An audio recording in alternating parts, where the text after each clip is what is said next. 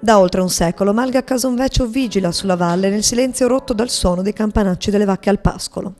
Situata nel comune trevigiano di Borso del Grappa, la malga era l'unica esistente nel 1800 in Valpoise e dovette attendere gli anni 70 e 80 del Novecento prima di essere ristrutturata.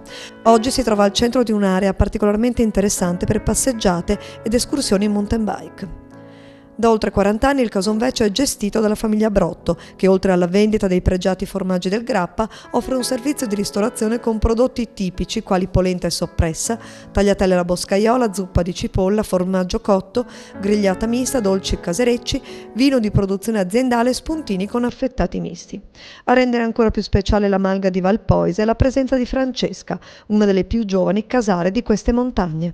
Un mestiere imparato prima dalla nonna, poi dal padre e che oggi la porta a gestire da sola la produzione di formaggi della malga.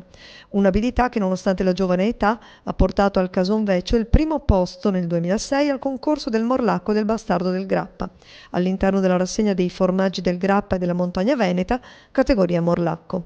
Francesca, da quanto tempo vieni qui alla malga e perché ti appassiona così tanto? Ormai sono 18 anni da quando ero piccolina.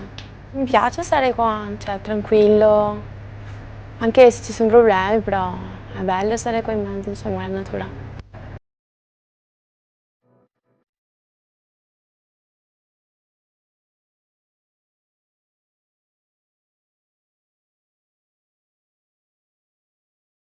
Una passione che resiste nonostante alcune difficoltà come la mancanza della corrente elettrica e una viabilità poco funzionale.